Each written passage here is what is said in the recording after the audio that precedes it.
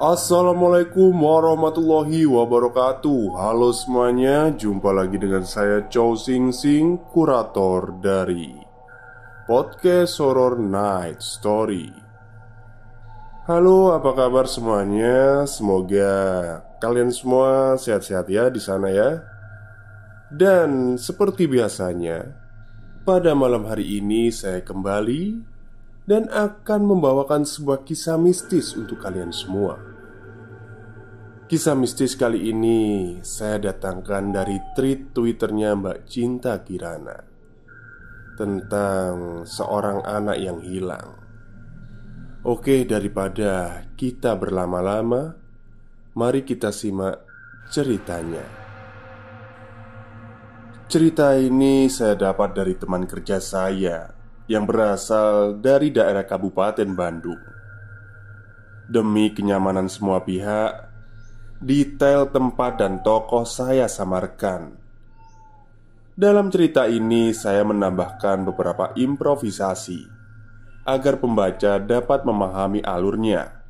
Selamat membaca. Hari itu sekitar pukul 4 sore. Ibu Saodah, wanita berusia kurang lebih 35 tahun, sedang mempersiapkan makan malam di dapurnya. Saat itu, Ibu Saodah sibuk memasak.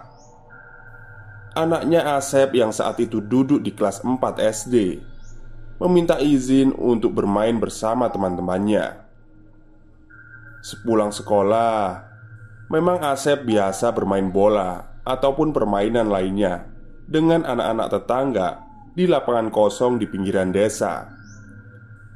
Desa tempat Asep tinggal bukanlah desa besar, hanya desa kecil dengan beberapa rumah panggung dan rumah beton semi bilik anyaman khas pedesaan. Saat itu belum ada gadget, hingga anak-anak memang terbiasa bermain di luar rumah. Menjelang maghrib biasanya Asep sudah pulang lalu mandi dan pergi ke musola untuk mengaji. Tapi hari itu adzan maghrib telah berkumandang dan langit mulai menggelarkan temaramnya, sedangkan Asep belum juga pulang. Setelah selesai menunaikan sholat maghrib, Ibu Saodah akhirnya berinisiatif untuk menyusul Asep ke lapangan yang ditempuh sekitar 5 menit dengan berjalan kaki dari rumahnya. Terkadang ada hari di mana anak-anak bermain sampai lewat maghrib dan baru akan pulang setelah diomeli oleh orang tua mereka. Maklumlah, kalau lagi seru-serunya bermain bisa sampai lupa waktu. Tiba di lapangan, Ibu Saodah tidak mendapati seorang pun di sana. Kemana perginya Asep, batinnya. Dengan rasa khawatir, ia pun bergegas pergi ke musola. Alunan sholawat terdengar saat Ibu Saodah mendekati musola. Dicarinya Asep di antara anak-anak sebayanya yang sedang mengaji.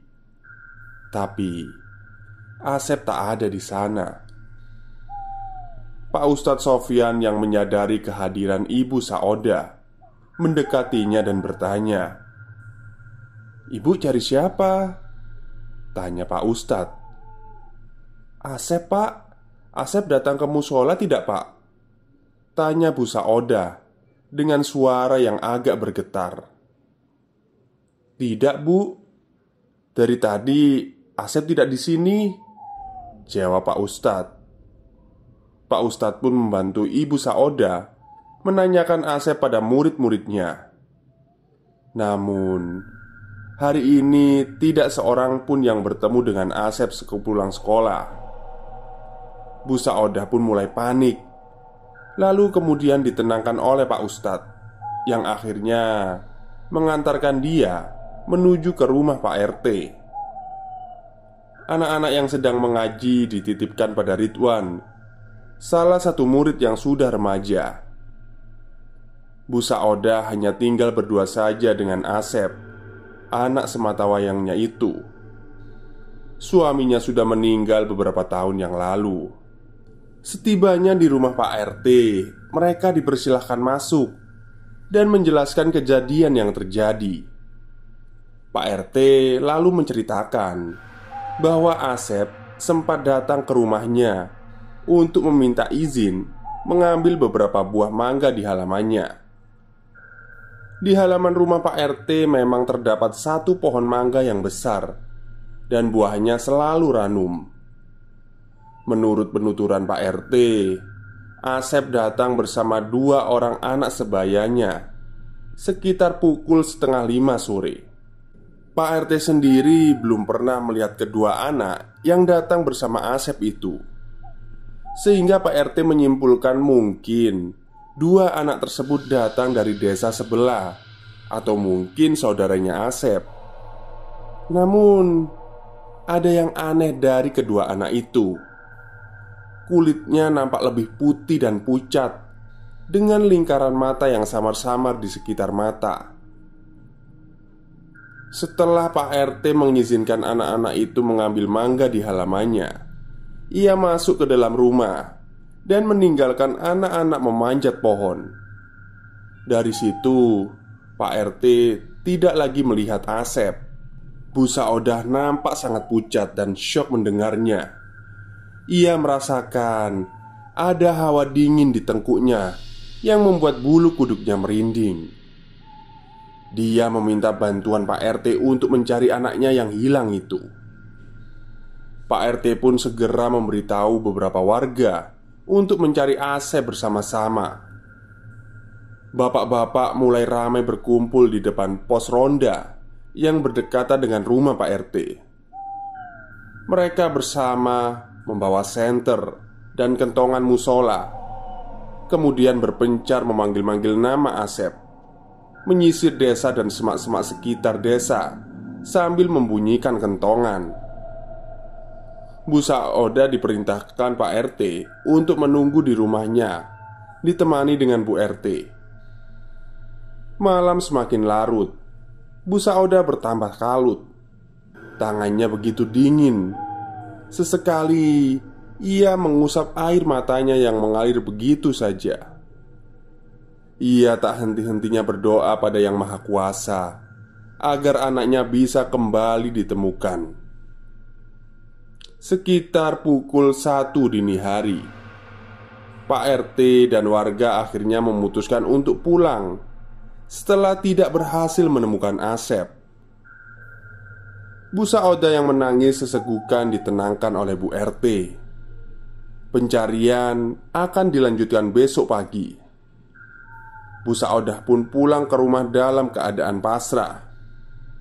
Malamnya, tentu saja Bu Saodah tidak bisa tidur sama sekali. Di benaknya hanya terbayang wajah Asep. Hingga pagi pun datang. Beberapa orang membantu Pak RT untuk mencari Asep lagi. Tapi warga yang datang tidak sebanyak tadi malam, karena sisanya harus pergi untuk bekerja. Salah satu warga mengusulkan pada Pak RT untuk mendatangi rumah Mbah Anom, yang merupakan orang pintar dari desa sebelah, untuk membantu proses pencarian. Pak RT pun pergi dengan salah satu warga ke rumah Mbah Anom. Di depan rumah, Mbah Anom tampak sedang duduk di kursi bambu yang berada di teras, sambil dia meminum kopi hitam dengan cangkir besi loreng khas cangkir tempo dulu. Pak RT pun dipersilahkan masuk dan mulai menceritakan tentang kejadian hilangnya Asep. Mbah Anom nampak memejamkan mata sambil sesekali mengerutkan kening. Ia pun berkata bahwa Asep berada di tempat yang gelap, sempit dan lembab. Kemudian ia menanyakan apakah ada sumur kering yang sudah tidak terpakai di sekitar desa. Dan Pak RT pun menjawab bahwa memang ada sumur yang sudah tidak terpakai dan terletak di sebelah utara desa, dekat dengan semak-semak.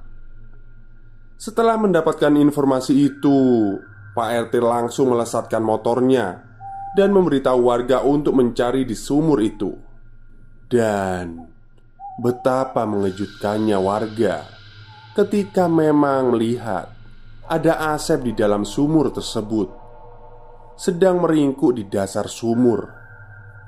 Warga pun turun untuk mengangkat tubuh Asep. Tubuhnya pucat dan sangat dingin. Tidak ada aliran darah yang mengalir sama sekali. Bu Saoda yang mengetahui hal itu langsung menerobos kerumunan warga dan terpaku menatap anaknya yang telah tiada. Ia pun menangis dengan histeris sambil memeluk Asep. Warga yang menyaksikan kejadian itu menatap iba kepada Bu Saoda. Siangnya, warga membantu Bu Saoda mengurus jenazah Asep dan dimakamkan. Acara pemakaman berjalan dengan lancar, disusul dengan acara tahlilan pada malam harinya. Setelah warga pulang, di rumah hanya tersisa Bu Saoda dan beberapa kerabat yang menginap. Bu Saoda terlihat sangat terpukul atas kehilangan anaknya. Berkali-kali ia jatuh pingsan dan menangis sambil menyebutkan nama anaknya. Malam semakin larut. Bu Saoda mencoba mengikhlaskan kepergian anaknya itu walaupun berat. Ia pun berusaha untuk tidur setelah malam sebelumnya begadang dan kelelahan. Tak butuh waktu lama untuk Bu Saoda tertidur pulas. Dalam mimpinya, ia didatangi oleh anaknya yang datang menghampiri dengan baju kaos dan celana persis seperti yang terakhir dikenakannya. Asep berkata, "Ibu, aku takut," dengan suara kecil yang gemetar. Di mimpinya, Bu Saoda tak bisa berkata apa-apa. Ia hanya menyaksikan Asep saja, tanpa bisa memeluknya yang sedang ketakutan. "Ibu, aku di sini. Yang dikubur itu bukan aku, Bu. Tolong," lanjutnya. Bu Saoda lalu tercekat, terbangun dari tidurnya dengan peluh yang membasahi seluruh tubuhnya. Jantungnya berdegup sangat kencang. Tangisnya berderai lagi. Ia beristighfar berkali-kali, mengingat kejadian yang baru dimimpikannya. Diliriknya jam di dinding kamarnya. Jam sudah menunjukkan waktu subuh. Ia pun menenangkan dirinya sejenak dan pergi mengambil air wudhu. Paginya, Bu Saoda menceritakan mimpinya semalam. Kerabat yang mendengarkannya menyuruhnya untuk bersabar. Bu Saoda pun berpikiran mungkin dirinya masih terpukul, sehingga bermimpi didatangi oleh anaknya itu. Hari kedua dan ketiga masih dengan mimpi yang sama.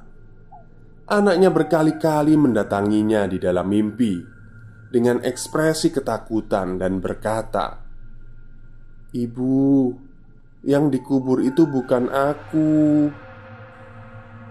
Merasa mimpinya merupakan suatu firasat, Bu Saoda menyampaikan kepada Pak RT dan memintanya untuk membantu menggali kembali makam anaknya.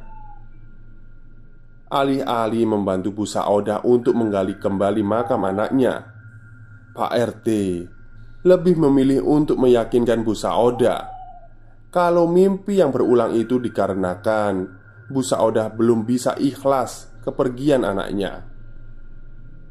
Hari keempat, kelima, dan keenam, berkali-kali Bu Saoda bermimpi hal yang sama dan akhirnya mendesak Pak RT untuk membantunya. Dan berkali-kali pula Pak RT menolaknya dan meyakinkan bahwa itu hanya mimpi. Di hari ketujuh, Bu Sauda merasa tidak sanggup lagi melihat anaknya yang ketakutan di dalam mimpi. Mimpi yang sama 7 hari terakhir ini membuatnya semakin gila. Tanpa lelah, ia pun kembali meminta bantuan kepada Pak RT. Pak RT pun akhirnya luluh dan menuruti Bu Sauda untuk membantu kembali menggali makam anaknya. Sejujurnya, selain karena iba dan tidak tega melihat Bu Sauda yang semakin hari makin terpuruk dengan kesedihannya, di dalam batin Pak RT, ia pun penasaran dengan apa yang akan terjadi bila makam itu digali. Siang itu, Bu Sauda, 2 orang kerabatnya, Pak RT dan Bu RT, serta 2 orang penggali kubur datang ke makam Asep. Makamnya tampak masih baru dengan taburan bunga yang sudah mengering di atasnya. Setelah dipersilahkan oleh Bu Sauda, 2 orang penggali kubur pun mulai menggali. Bu Sauda berusaha setegar mungkin menahan air matanya. Dalam hatinya, ia tidak menyangka bahwa makam anaknya akan digali kembali. Beberapa menit menggali, kain kafan Asep mulai terlihat. Kedua penggali pun memperlambat penggaliannya, tidak ingin merusak kain kafan Asep. Setelah selesai menggali, kedua penggali tersebut merasa heran melihat bentukan kain kafan yang membungkus tubuh Asep. Tapi mereka tidak berkomentar apa-apa dan mulai mengeluarkan jenazah Asep yang dibantu oleh Pak RT serta 2 orang kerabat Bu Sauda. Jenazah diletakkan di samping lubang kubur yang terbuka. Bu Sauda menahan sesegukan tangisnya dengan kedua tangan yang menutupi mulutnya. Semua yang ada di situ merasa heran dengan bentukan kain kafan Asep yang lurus dan sangat kaku. Pak RT dan salah satu kerabat Bu Sauda mulai membersihkan bagian muka jenazah Asep yang tertutup oleh tanah. Mereka pun terheran-heran dan dengan cepat membuka tali pengikat. Betapa terkejutnya semua orang yang berada di sana melihat apa yang ada di dalam kain kafan bukanlah jenazah Asep, melainkan batang pohon pisang yang dipotong setinggi tubuh Asep. Bu Sauda langsung lemas dan pingsan seketika. Kejadian ini tentunya menyebar dengan cepat ke seluruh penjuru desa, bahkan sampai ke desa-desa lain. Hingga saat ini, tidak ada yang tahu pasti di mana keberadaan Asep. Ada yang bilang Asep diculik oleh makhluk halus. Ada juga yang bilang Asep dijadikan tumbal pesugihan. Entahlah. Yang pasti, Asep sudah tidak pernah datang lagi ke dalam mimpi Bu Sauda. Ibu yang dikubur itu bukan aku. Tamat. Oke, itulah akhir cerita dari treat horor malam ini ya. Jadi ini masih misteri atas hilangnya si Asep ini. Tapi kok saya curiga ya sama si siapa itu dukunnya itu, Mbah Anom yang dari desa sebelah itu. Ya, gak tahu juga sih. Apa mungkin dia pelakunya atau orang lain. Tapi kita gak boleh suudzon sama orang lain. Oke, mungkin itu saja cerita pada malam hari ini. Semoga kalian semua bisa terhibur. Dan mohon maaf bila saya ada salah dalam menceritakan. Selamat malam dan selamat beristirahat.